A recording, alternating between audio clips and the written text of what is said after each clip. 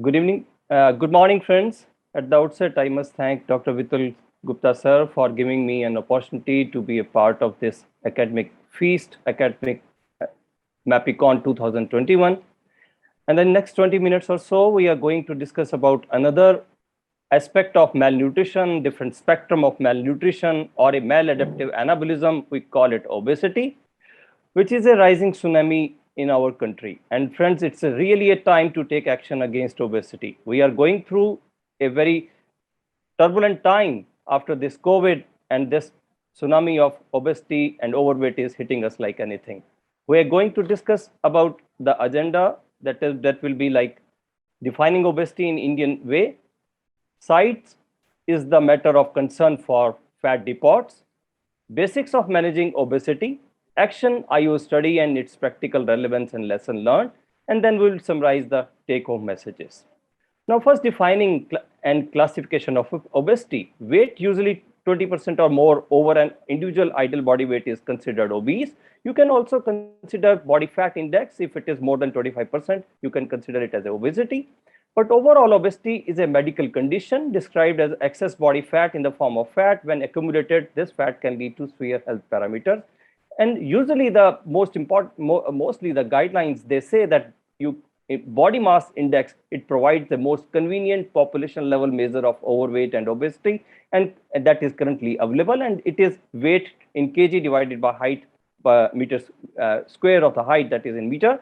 And you can see here that international classification is slightly different, and our classification of Asian population is different because of our different phenotype and metabolic milieu. We have been assigned to much lower cutoffs of BMI in comparison to Western counterparts. We call it a normal range between 18 to 23, beyond 23 to 25 BMI, we call it overweight or pre-obesity, and obesity is about 25. And we don't have class 1, class 2, class 3, and class 4 type of obesity classifications, but we can rely on Japanese guidelines of 25 to 30 BMI is class 1, 30 to 35 is class 2, and class 3 is beyond 35 to 40, and class 4 is beyond 40. And you can see here that the most of international guidelines, they rely on BMI for classification and also for making them considering the high risk factor BMI for cardiovascular disease.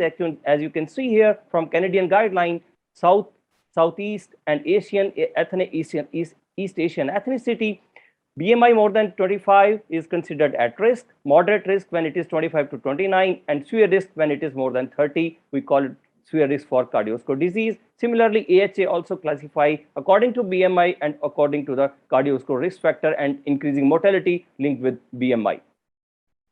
The prevalence of obesity as measured by BMI has risen to unacceptable levels in both men and women in the United States. Earlier, we used to think that it is a disease of affluent countries or developed countries, but now obesity is known as a global epidemic. So gone those days of Laurel and Hardy, where Laurel was the lean person, lean gentleman, and Hardy was the obese gentleman. Those were our golden childhood days, but now it has become a global epidemic world over. So top 10 fattest countries in the world, you can see here, India stands at 3. Number 3, half of all these obese people in world live in 10 countries according to the study published in Lancet. And you can see here it is the Lancet studies 2014 study, and many things have changed in last 7 years or so, and we have escalated the number, incidence and prevalence of overweight and obesity. Global prevalence of obesity, 650 million people live with obesity, more than 2 billion people are overweight. But look at Indian scenario, obesity is 10 to 20% prevalence, both in urban and rural population. Overweight is 30 to 60% of our population. It's a mammoth burden. 30 to 60% is a huge number of persons having overweight. Then central obesity, that is much more relevant to all of us. It is 45 to 60% prevalence of central obesity in our country. So do you agree that the BMI based classification suits us? I think we don't agree with BMI based classifications because BMI is a proxy for health. It is effectively stereotypes people into health categories without further considering how the weight is distributed into muscle or subcutaneous fat or visceral fat. People will say I am healthy at my individual BMI, but if you want to true health of the people, look beyond BMI. and still a very well validated BMI still is a very well validated CV risk factor, but it doesn't suits us and it doesn't answer most of the things related to overweight and obesity in our scenario. But BMI is not a good index of adiposity, that is true, but might be a good index of cardiometabolic risk. And BMI is still considered most used anthropometric index in the literature and persists as a strong predictor of CVD mortality, independent of hypertension, independent of diabetes, independent of dyslipidemia. Individual BMI can show you, can give you an indication of high CVD mortality risk in your patients. Then, because of Indian phenotype, which is much more different than the Caucasian or Western population, because of a notoriously termed toffee that is thin outside and fat inside, or a thin fat phenotype, we rely more on waist hip ratio that provides an index of intra-abdominal and subcutaneous adipose tissue. Waist hip ratio is calculated as waist circumference divided by hip circumference, and the cutoff value of 0.90 centimeter beyond that for men, 0.85 centimeter for women as per the WHO guideline. But the much more reliable and easy to detect, easy to calculate in routine OPT is waist circumference, that is a measure of abdominal obesity, better indicator of waist than waist hip ratio. All these waist hip ratio and waist circumference are better indicator than BMI per se. For waist circumference, cutoff is 90 centimeter for Indian men and 80 centimeter for Indian women as per the Indian Health Ministry guidelines. Now, how to calculate waist hip ratio? Many times we don't calculate it in a proper way. Here are the routine instructions that you measure your waist just under your lowest rib, then you measure your hip at the widest portion of your buttock, then divide the waist measurement by hip measurement to get to the ratio. And for women, the ratio should be less than 0.85, and for the men, the ratio should be less than 0.9. So what is the concept? Basically, the concept is that the difference between 2 kg fat and 2 kg muscle mass is that 2 kg fat is a soft, lumpy, and sits right under your skin, and it takes up around 3 times the space on the body as 2 kg of muscle, which is tightly packed and close to the bone. So BMI does not distinguish between lean mass, that is your muscular mass, and your fat mass, nor does it put any light on distribution of the fat. So you can have two gentlemen having same BMI of 34, say it is 34.88 kg per meter square of both these two gentlemen, but still you can see, you can very well appreciate the cardiometabolic differences between these two gentlemen.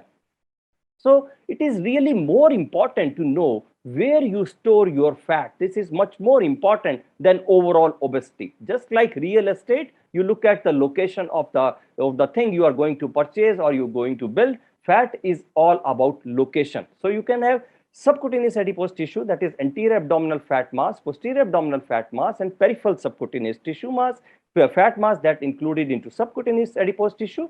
And you can have visceral adipose tissue fat mass, that is peri-organ fat, intraperitoneal fat, retroperitoneal fat, or epicardial fat. And both of these two are very different as per their metabolic, as their neurohormonal consideration, and as per their metabolic consequences also. Waist circumference is the most sensitive marker to pick up metabolically important fat mass sites. So we must rely on waist circumference, but yes, we cannot ignore the BMI part of our patients. But why there is a difference? As you can see here, the visceral adipose tissue fat cells or fat cells are larger in size, they are hypertrophied, they are expanded, they are over-distended adipocytes, they are enriched, markedly increased number of inflammatory macrophages, monocytes, Th1 type macrophages are there, and all these things, all these inflammatory cells, they lead to increased TNF alpha, they interleukin 6, interleukin 1 also goes up, there is hyperinsulinemia, there is insulin resistance, and there is hyperleptinemia also, and these all lead to accelerated atherosclerosis, ultimately culminating into type 2 diabetes and cardiovascular disease and mortality. So we have got two type of scenario. One scenario I'm going to talk here first. It is syndrome of sick fat mass disease. So there is one scenario that is a syndrome of sick fat mass disease.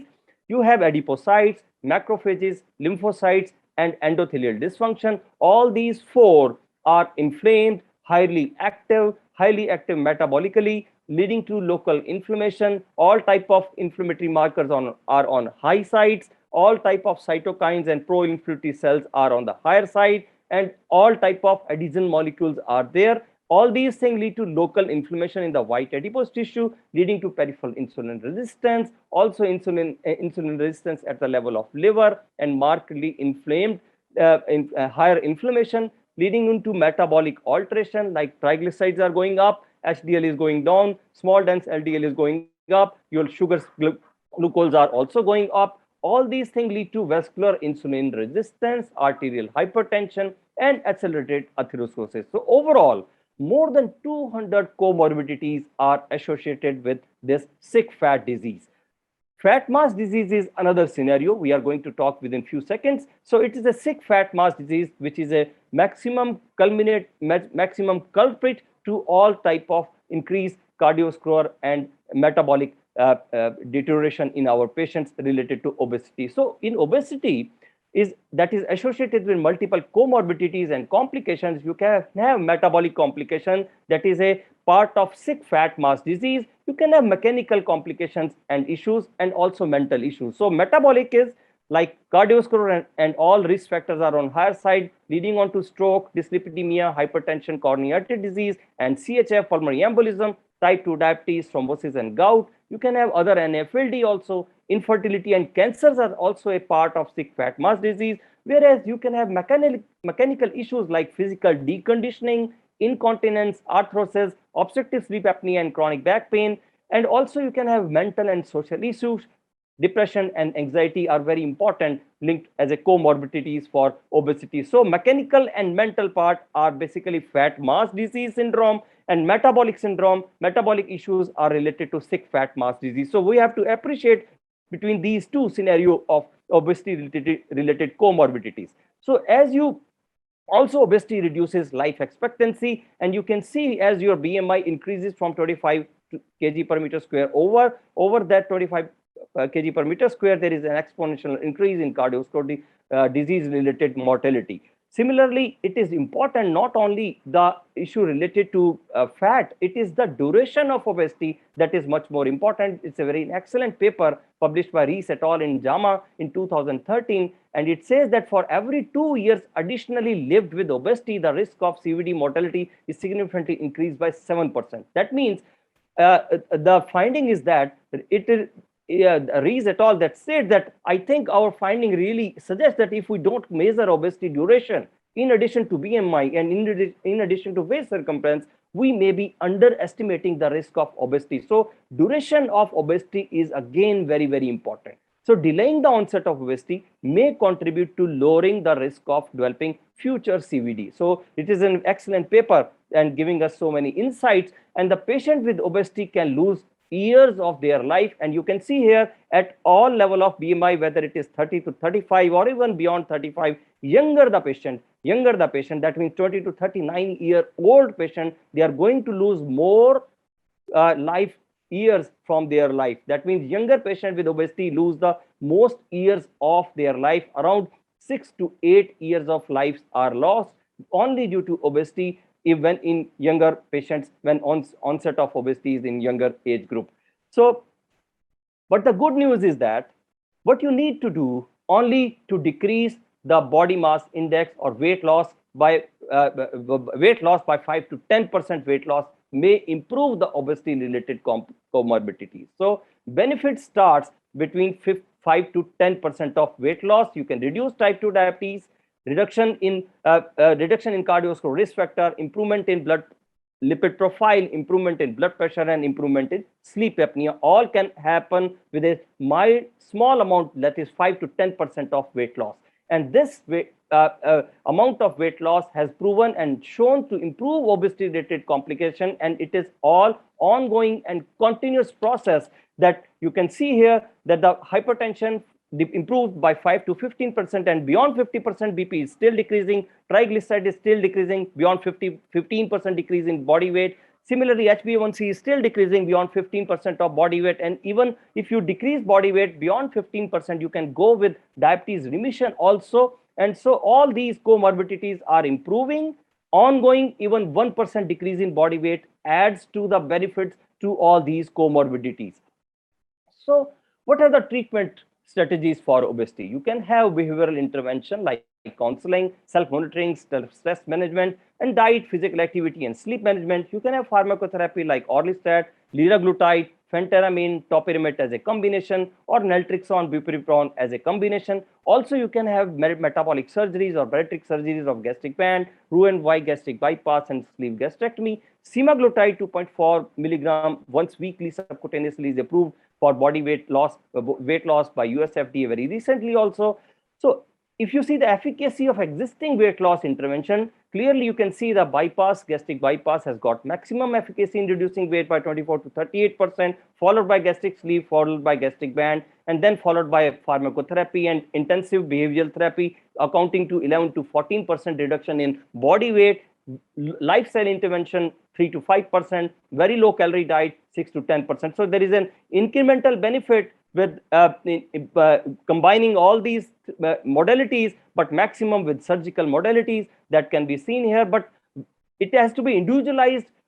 Treatment of obesity has to be individualized, and the best approach is look at the phenotype of obesity. If you have got hungry brain obesity phenotype, then you can use naltrexone, bupropion as a combination, or phentermine, topiramate as a combination. If you have hedonic eating phenotype, you can use naltrexone and bupropion. If you have hungry gut phenotype of obesity, orlistat, GLP-1 receptor analog, lira, and semaglutide, they are beneficial here.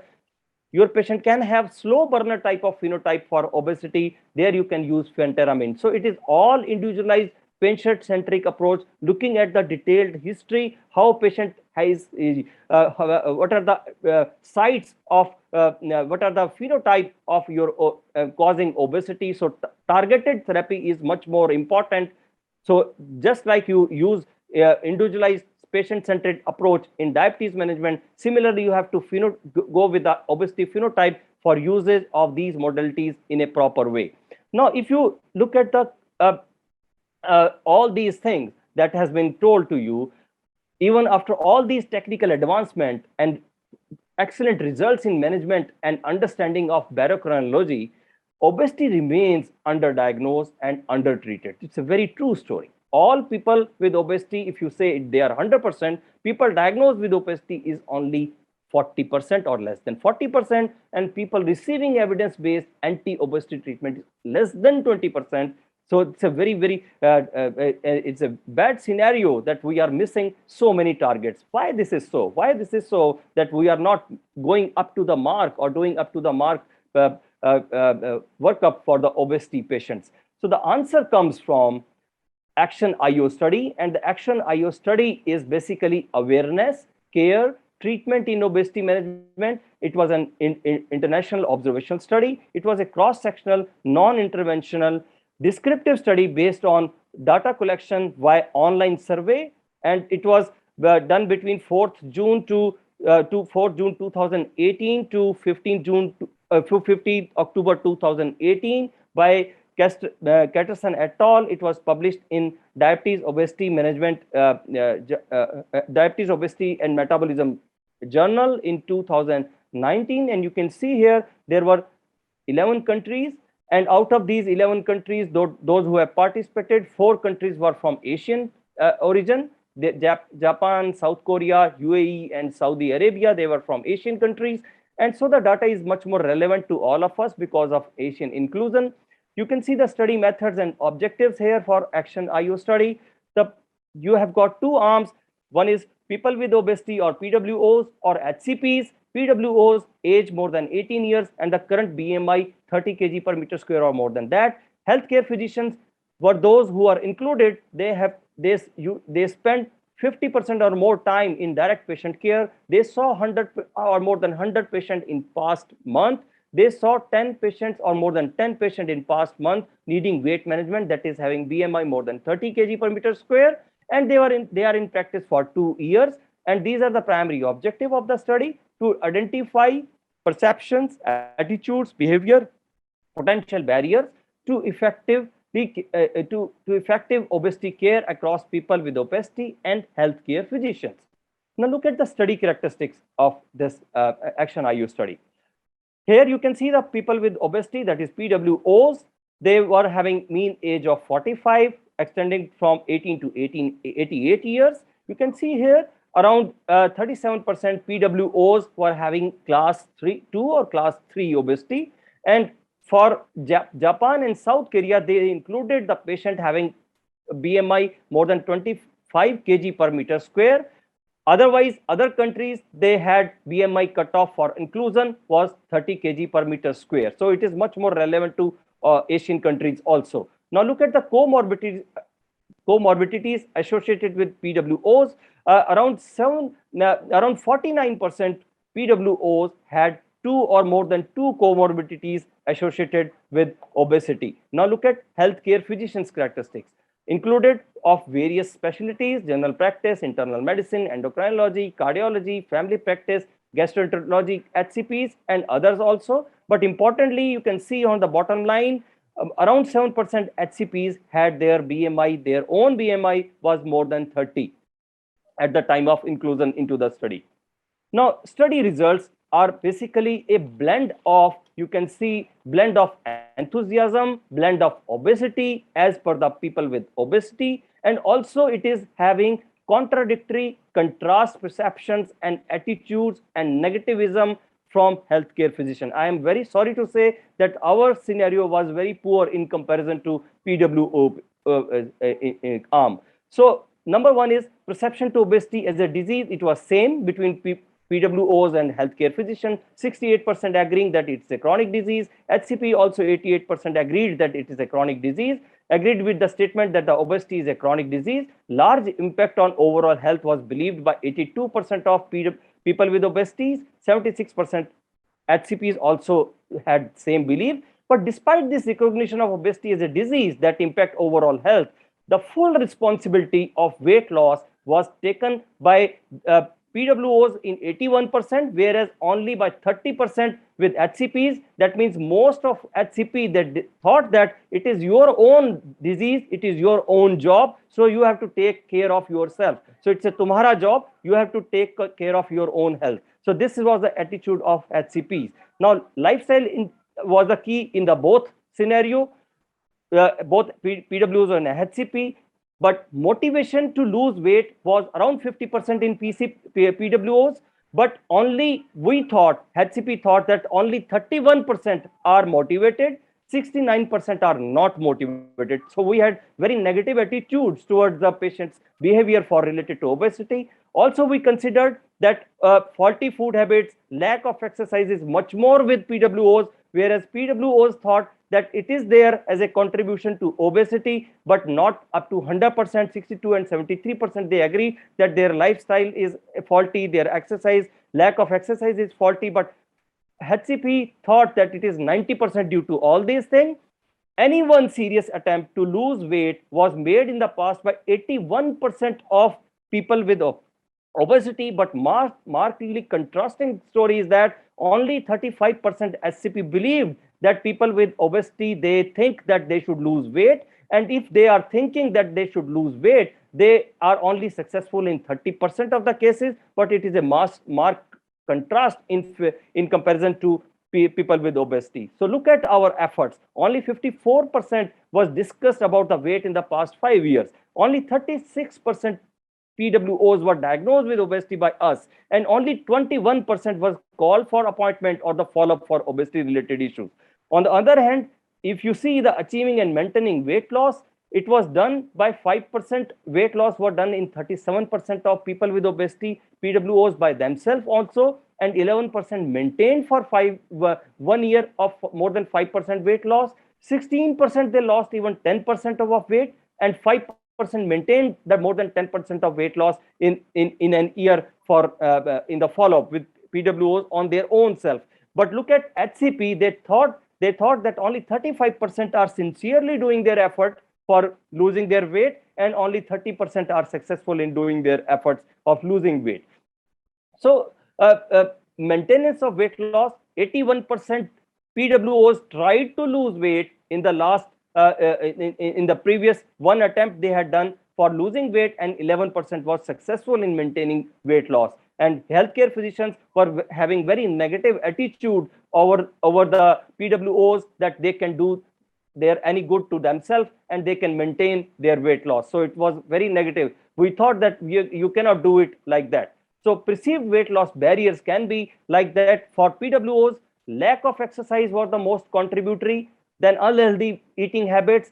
My preference to unhealthy food was also around 52%. My lack of ability to control my hunger was 50%. But look at HCPs. We put everything on PWOs. We put everything on patients or people with obesity that is their own fault. They are not doing good healthy habits. They are not keeping for exercise. They are not doing exercise. They prefer unhealthy food and they lack motivation around 71 to 90% of the cases. So it's a very negative approach, or you can say negative perception of HCPs towards people with obesity.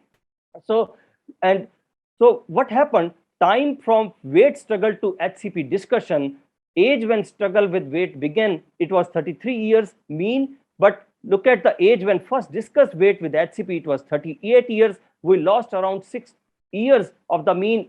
6 years were lost. Number of years between when struggle with weight began and the first discussed with healthcare physician. So this was the important message, that we had delayed so long for the even when it was perceived by people with obesity that we should talk about obesity. Now, reason for not discussing weight management. So what we thought, that they are not responsible. People with obesity are not responsible. They are not serious. They cannot do it. They are not motivated. Their faulty lifestyle, their faulty dietary habits. They don't want to lose weight. This was our perception in 55 to 60% of cases. And none of us, they put a mark on this question, that probably my effort on people with obesity is not up to the mark. My thought process needs amendment. So none of the healthcare physicians responded in that way. So this was very disgusting, that we took everything, we put everything on the patient, and we never looked at our own methodology, that how can we improve, how can we help our people with obesity. So look at the reasons for not discussing weight management. Why we never discussed the weight management? Actually, it was somewhat, people with obesity, 44% thought that it is my own responsibility. That's why they never discussed with the healthcare physician. But healthcare physician had the issues like lack of time, OPD risk pressures. People with obesity are not motivated or to lose weight. They feel, and we think that they have got much more important healthcare issues to be discussed, and we think that people with obesity are not interested in weight loss. So, and also we think that they are not motivated, where if you look at people with obesity themselves, only 20% feel lack of motivation, 80% were motivated to lose weight. So look at the feeling after you discuss about the weight loss with the patients. Net benefit was positive in 70% of cases. 35% cases were motivated. 35% patients were hopeful also, and 30% patients felt they were supported also, and 16% patients were much more relieved even by simple discussion of related to weight related issues, and you're putting them that I can help you for shedding your weight and decreasing your BMI or weight related issues and important comorbidities. Whereas negative impact of this discussion also came up. Around 44% had negative impact, like 13% were embraced, and also they felt they were embarrassed, and also 11% were discouraged, 8% were blamed, and 8% thought they were rushed out. So there were certain things, but 70% patients had very strong positive effect by simple discussion. So what conclusion you had from these contrasting issues like enthusiastic, optimistic people with obesity, and our contrasting perception and attitude of negativism of healthcare physicians toward obesity? Friends, there is a disparity between patients' perception and clinical practice in obesity management. People with obesity would like for their healthcare physician to bring up the conversation about obesity and weight, and also it is to be and should not be offended. They are not going to be offended by such conversation. Both PWOs and HCP emphasize lifestyle-related issues rather than biological factors like genetics, including genetical predisposition. It is more related to lifestyle intervention, more related to their biological factors, and they are the significant barriers to weight loss. greater education for both PWOs and healthcare physicians on the biological basis and improvement of lifestyle modifications and clinical management of obesity is essential.